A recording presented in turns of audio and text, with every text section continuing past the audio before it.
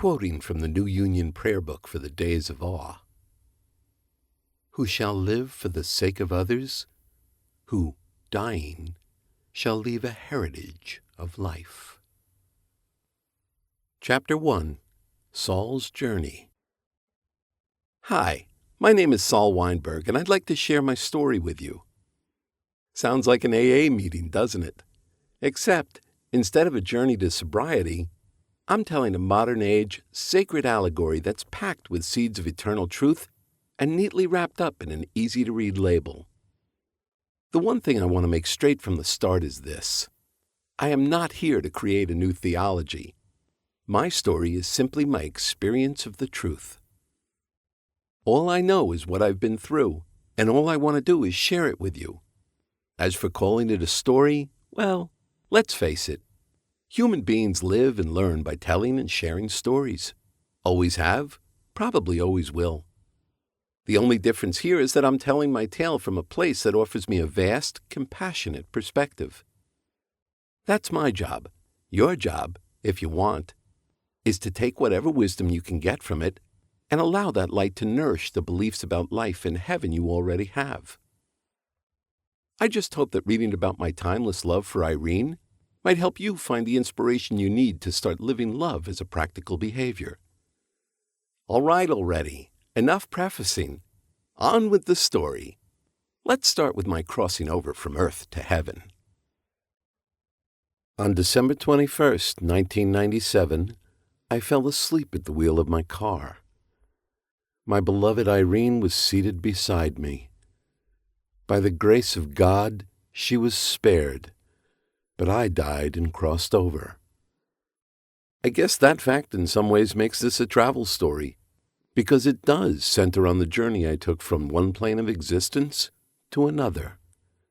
But to me, this is really a love story, because the love Irene and I share was and is so strong and so true that it lived on beyond my physical earthly being. That is some love, let me tell you. I'll never forget the first time I saw my Irene. She stopped me in my tracks with a wallop that wasn't just physical desire, it was more like a direct hit to my gut. I knew that in this woman I'd found a force that could change my life. This moment took me, a young-ish, driven, sexually frustrated Jewish businessman, out of a lack of personal awareness I'd had no idea I was in. There was a truth in what I saw in Irene that showed me how, before her, I had been living life like an empty game. Just like that, in a moment, all that truth wrapped up in the tilt of her face and that cute little ass of hers. In that one moment, I became committed to finding a way through the protective shell of this shy, overly structured housewife. I could sense that just beneath the surface of her careful exterior lurked a volcanic core of passion. Once I took that first step, it was all over, boy. I was in love. What I didn't understand back then was that in trying to reach her, I was also trying to reach out to myself. For me, the keenest switch to the heart of our passion came from how Irene's generous, overflowing love called forth the best parts of me, parts I had never met before. I could go on and on about this woman, but I'll spare you for now. I just want to give you one more essential piece of the whole before going any further. It has to do with a perspective I gained from the journey I took after my physical death. A broader, more compassionate perspective that's all about the incredible value of living and of loving. Here's the deal. I didn't know how great life was while I was in the middle of it. Quite the opposite, in fact. Ask Irene today, and she'll tell you stories about a middle-aged man who, in a bunch of ways, turned from the love she was offering. A man who got swallowed whole by his real estate business. About a guy who appeared warm, funny, and kind to the outside world, but who, deep down, remained aloof and unfed. I never cut myself enough slack to love myself first, and then those around me, fully. But now I know, God damn it, just when it might be too late to do anything about it. After all, love is best expressed through the eyes and hands, the arms and skin, and above all, the voice. And here I sit, all wisdom and no body, all thoughts and ideas bursting with love, and no voice to carry them out. What tops off my already huge regret like a giant red cherry is one more complexity I shut out while I was alive. I'm talking about infinite wisdom, that unknown mystery that weaves itself in and out of your life in the most unpredictable ways. I believe that same infinite wisdom enables me to maintain my loving connection with Irene, to feel her heart and the love she feels for me, even though I don't stand next to her anymore. This new awareness of needing to live love and to stay more attuned to infinite wisdom came to me too late. I want my story to help you know these things while you still have a body to celebrate them with. It's why I've gone through all this trouble to communicate it to you in the first place. I truly hope that through the example of the love Irene and I share, you might be comforted, given strength, or in some way shown the many paths available for you to live more deeply and love more happily. Without further ado, then, let me give you an inside view of what it's like to leave the earth plane and go into heaven. I think my soul left even before my body died. The pain of living, especially over the last 8 years, had become such a burden that this sudden moment filled me with profound relief. My last earthly recollection is driving, and then this immense loosening and lightening. For an instant, anyway. Then Irene called out my name, pulling me far enough back into my body so I could handle this accident in a way that made sure she lived through it. That was my final gut instinct, to steer the car so the accident would be the least destructive to her and to make sure that no one else would be harmed. I also knew in every fiber of my being this absolutely would be the last time I would hear her call my name. After the accident, I left my body and was outside the car. From where I stood, I could see my body slumped over the steering wheel. Even though I knew something awful had happened to me, all I could focus on was Irene.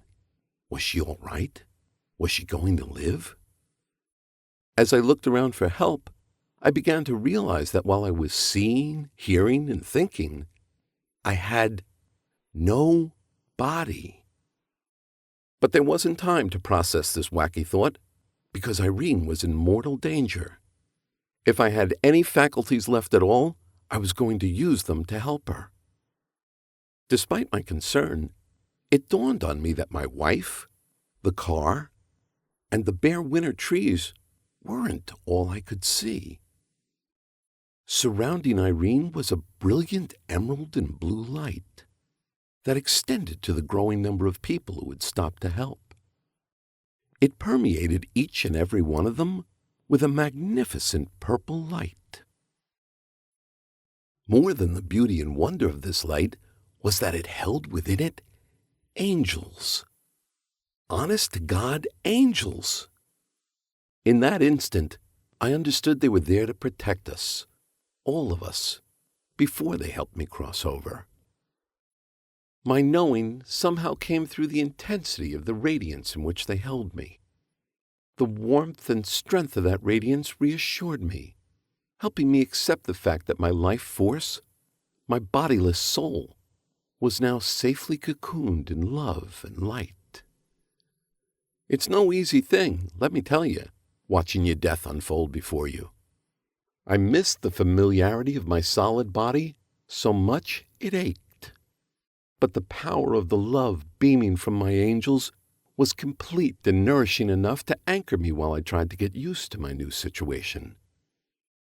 Their presence did ease the unbearable emptiness that engulfed me, but it was not strong enough to move my attention away from Irene. She was in trouble, and I couldn't help her.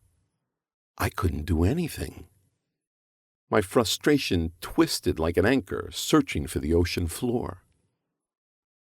My angels steadied me as they showed me, in a devastating flash, all the hours and days, months, even years that lay ahead for Irene without me. I saw how she would long for me, call out my name, and sob for the comfort of being held in my arms. Just as this painful vision reached an almost unbearable crescendo, the angels allowed me to see the love Irene would receive from our family and friends as she grieved. I saw how she would eventually blossom into a new life without me, and how, in the end, I would be there to greet her in heaven. Most importantly, I was allowed to see the literal, eternal soul bond Irene and I share.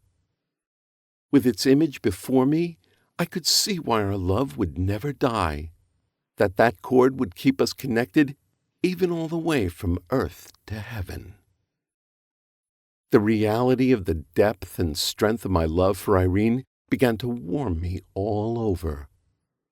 This love connected me to the angelic light surrounding me. I didn't know it yet, but I would soon see how this newfound soul sensing of the power of love would begin turning me toward heaven, toward home. I found myself following my love for Irene, literally, as she was moved from the accident scene to the hospital. By keeping my focus on her and on the incredibly vivid memories of our family life together, I was actually able to move through time and space to continue my connection with my wife's heart as the hospital team worked to save her life. I watched the surgeon begin putting her back together. I watched my children as they waited down the hall for news. I watched in amazement as Irene modeled for me the eternal way love thrives and endures, even as she fought for her life. How can I explain this? She knew I was dead. She even turned to the doctor whose job it was to give her that bad news and comforted him while he told her the details of my death. In the face of all that, Irene still managed to share her gratitude for how wonderful our life together had been with the nurses and doctors who worked on her. The strength and love in her heart at those moments shot out from her core like a laser, upholding and protecting me as I made my crossing. As they put her under anesthesia, and I knew she was going to be all right, I took in this gift, gathered myself, and said goodbye to Irene, to my kids, to the air outside. When I did this, the walls of the hospital room and all the people inside it dissolved into darkness. I knew, with a deep and profound sadness, that I was also saying goodbye to life. I turned my back and headed toward a vast portal I knew I had to enter. My strongest memory of this part of the journey is feeling intensely small and insignificant as I moved through this windy, dark vastness. I quickly realized the only thing that kept me from being lost in this darkness was embracing any skill of crying out for heavenly help I'd ever learned or stumbled upon in my lifetime. I faced the fear of this tremendous unknown by instinctively wrapping myself in every piece of the Torah I could recall. I also kept reviewing loving memories of Irene and the kids. I held on to my good Jewish prayers and Irene's love like two solid handrails above a shifting footbridge. This was the void between heaven and earth. I knew that now, and the only possible reaction to being there was to surrender to it completely. The moment I did that, I saw that famous white light and was carried toward it, positively bathed in love. I surfaced as if from the bottom of a well into the light of heaven. The first thing I saw there was the warm, almost desperately happy, and unbelievably welcoming face of my mother, Belle.